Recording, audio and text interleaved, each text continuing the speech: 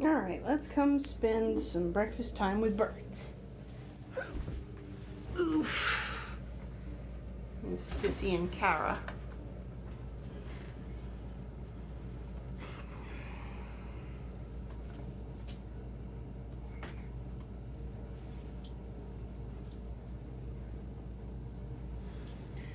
So, excuse me. Hello, Put. Escher's necropsy was completed last night, and it proved beyond the shadow of a doubt that having her put to sleep yesterday was the kindest thing I possibly could have done. What we found was an incredibly rare cancer.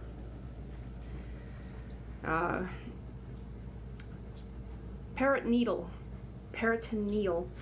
cancer.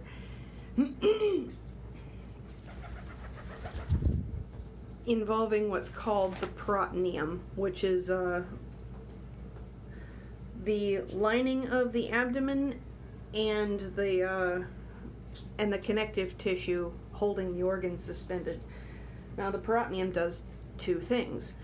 It suspends the abdominal organs basically in a network of, like, not even tissue thin, so thin that it should be nearly invisible support structure. The other thing it does is produce abdominal fluid, which keeps the organs supported. Escher's peritoneum was so thick that it looked like a layer of human skin wrapped around every organ in her abdomen.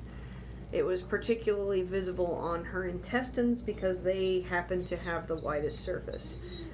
The peritoneum was on all sides of the intestines about 3 times as thick as the organs themselves were. And they were also highly vascular, indicative of a malignant tumor. A benign tumor, generally speaking, isn't vascular. There aren't veins feeding into it as if it were an organ.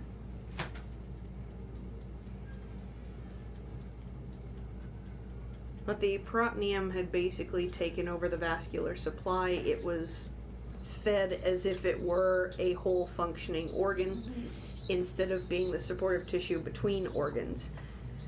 And the veins that were supposed to go to the organs to feed them branched out to feed the peritoneum itself.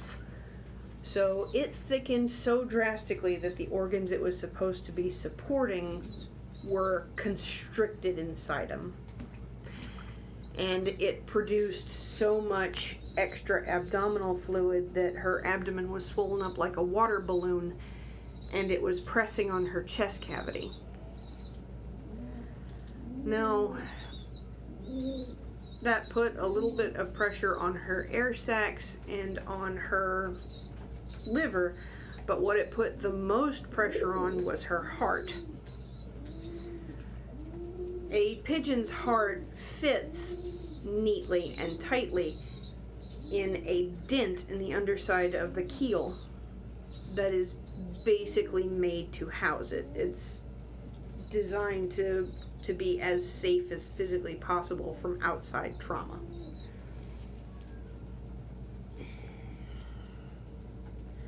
But in this situation, that just made her heart really, really easy to compress. And when we opened her up, it was very, very pale.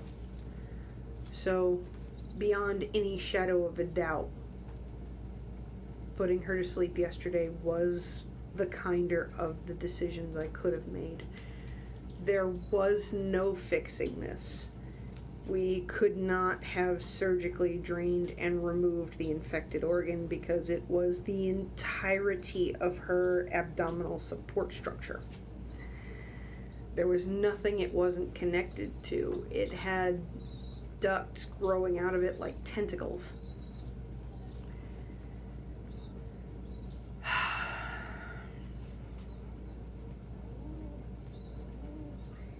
Now, out of curiosity, we researched peritoneal cancer, and all we could find on it was its occurrence in humans. It is insanely rare in humans. It seems to be strongly genetic, and when it crops up almost always in the people born with ovaries and uterus.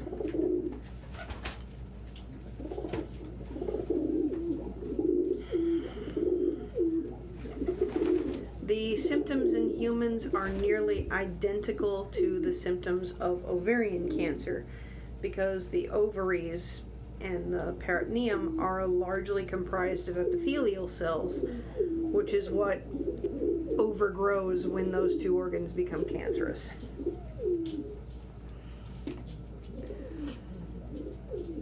In humans born with testes, when it shows up, in the even more infinitesimally rare cases where it shows up in humans,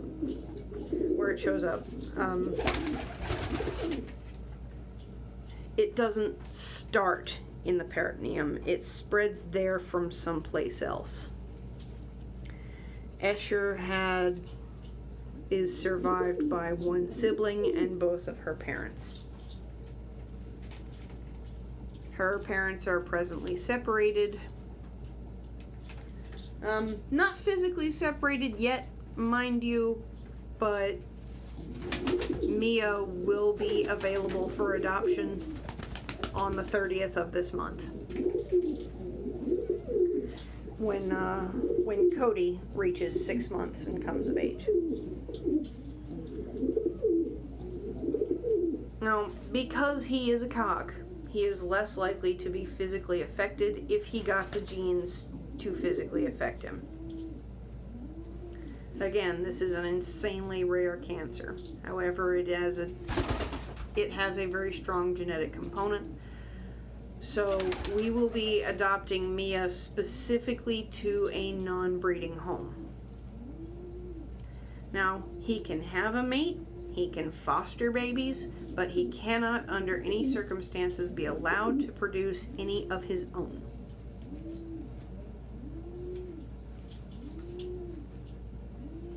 Escher has paired up with Sissy, who is not even remotely related to her. He's two entirely different breeds. There are no known health problems in his family. I am willing to risk letting him pair with Kara and seeing what happens. Keep in mind that along with being a rescue and a breeding facility, the Ramsey Loft is a research center. So there are things that we are going to do for science. This is one of them. However, she is at the tippy top of the retirement list for hens.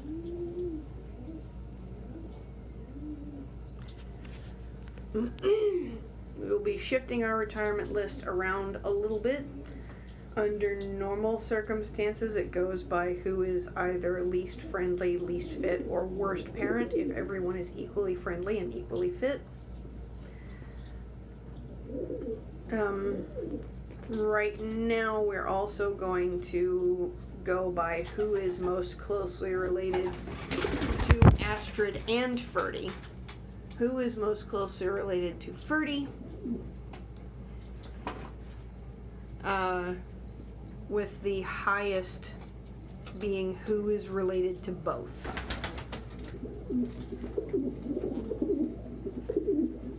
So we will be aiming to remove birds related to both, and then birds related to either or, in that order. We have lots of new blood coming in. I added another Danzig cross to the list. We are definitely getting one of the Danzig homers if those eggs are fertile and develop. If they're not, we'll be on the list for the next ones. And we are on the list for the next Danzig Lucerne crosses, because those are, I expect those to be a very physically sound cross. Oh, look at them peeps. Oh, look at them peeps. Look at that Oliver go.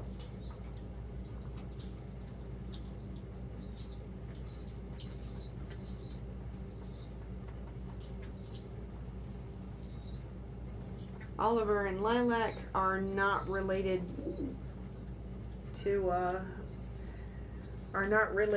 either Ferdy or Astrid's lines. So, yay, they're at the bottom of the list right now.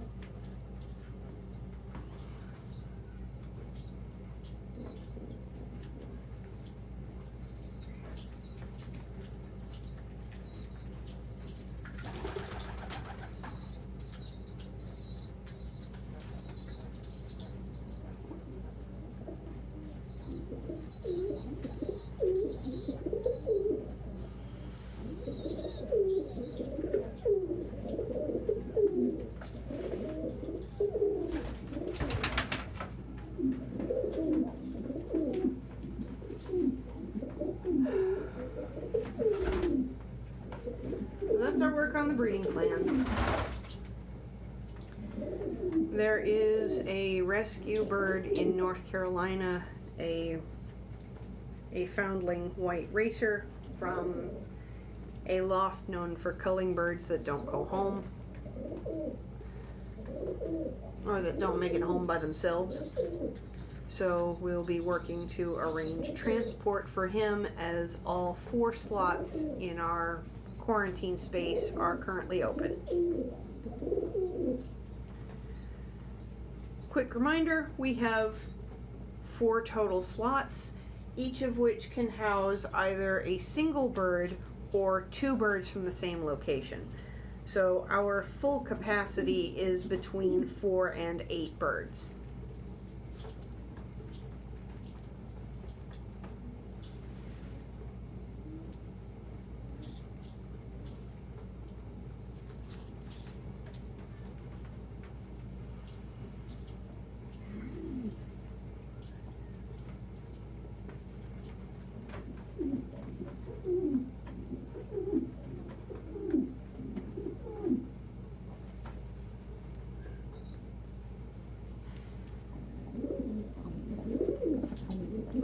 Setting up both to take rescues from our area, but since rescues from our area are very rare, like I might only get 5 or 6 in a year, so we're also going to offer to accept overflows from other shelters, which means that we will be adopting out by those shelters' preferences.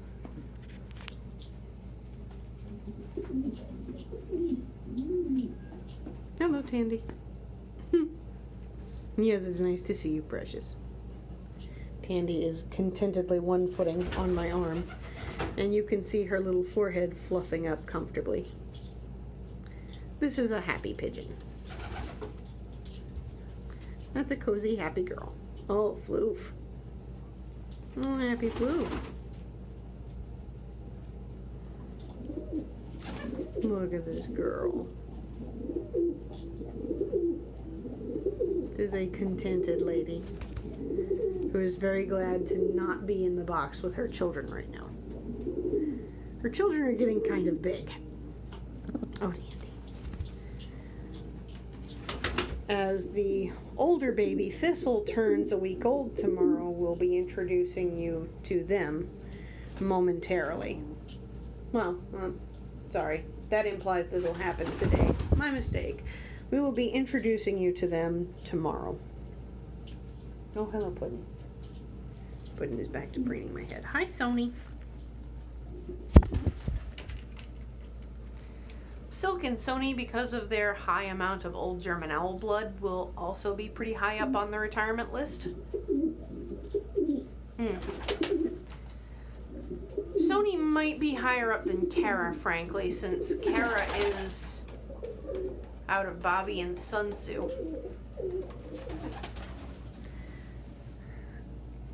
I guess it'll come down to who has the most Ferdy blood. Which means that we will be looking for old German owls unrelated to ours, eventually.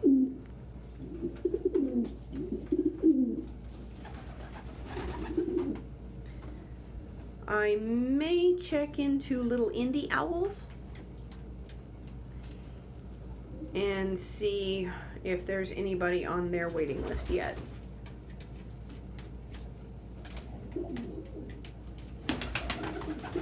I don't want to bring in too many at the same time. I like to have it staggered a little bit, because big retirement events where you're retiring multiple birds in one go tend to be a little bit of a pain in the ass. I'm a lot more likely to be able to find places for one bird at a time than I am to find places for like 6 different birds all at once. And in the meantime, since we're growing out that many squeakers with that many grown adults, it makes the living quarters kind of cramped. Especially given that we will have some keepbacks of our own coming up. Like that lilac and that little thistle. Oh, speaking of, now that we have confirmed every egg in the box is fertile, there are about to be 8 squeakers. You know, provided everyone hatches. Of those 8 squeakers, I'm only keeping 2. Of the remaining 6, only 1 has been officially spoken for. There is somebody on my wait list looking for specifically a female. And the person on the wait list that is not looking for anything specific hasn't gotten back to me. So I will send his baby pictures and then his week-old pictures. I say his, but I don't know what sex Emilio and Tandy's other baby is.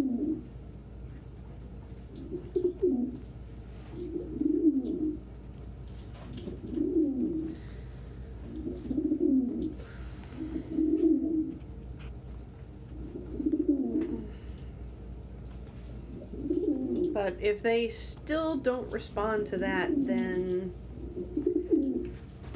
we will offer that peep to the breeder that got Escher's brother for breeding purposes. Understandably, it would be a bad idea to allow him to reproduce, even though he himself is not likely to suffer peritoneal cancer, given that it's extremely unlikely to crop up in male animals. And when it does, it always infiltrates from someplace else.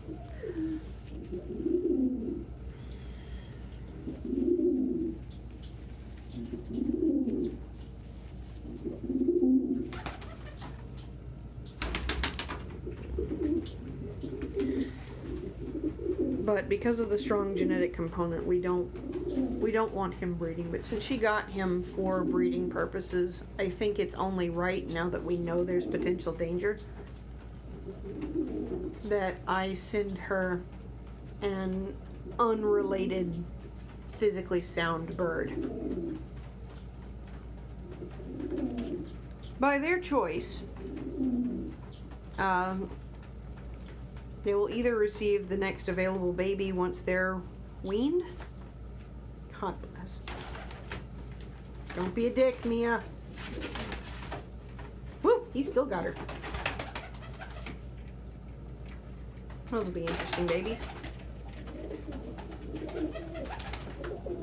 I'm sorry. We will, by their choice, either be sending them the next unrelated available baby, or we will be sending them the next unrelated retired adult. Now that may take a while, since we will be retiring the adults based on how closely related they are.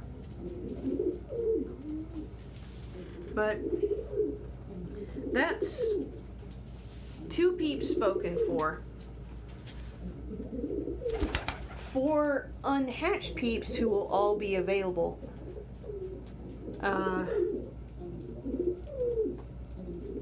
since the first set is sex-linked,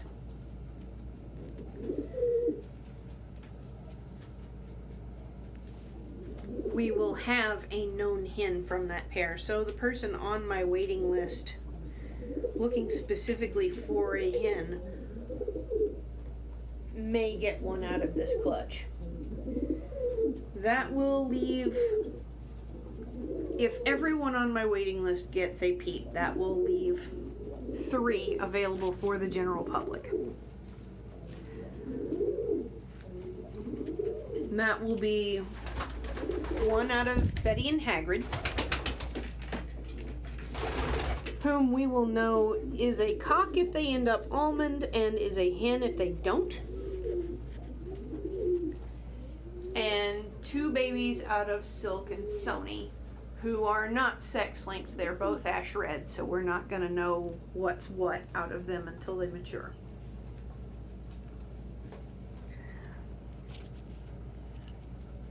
Interested parties, please are welcome to name the pair they're interested in babies from in the comments.